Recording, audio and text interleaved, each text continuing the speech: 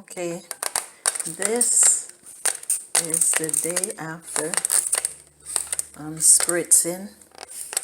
This is what you might call day 2. Putting a little water on the surface. I think that's enough right there.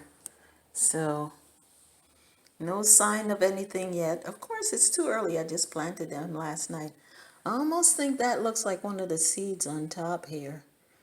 But I just cover it over. We'll see. No, that's not a sprout. And we'll see what happens up in here. So, and I'll cover it back over with this. And just keep it right here near the front window where it will get some light daily. So, yeah, aloe, and basil, sweet basil. So, okay, keep following. Thanks.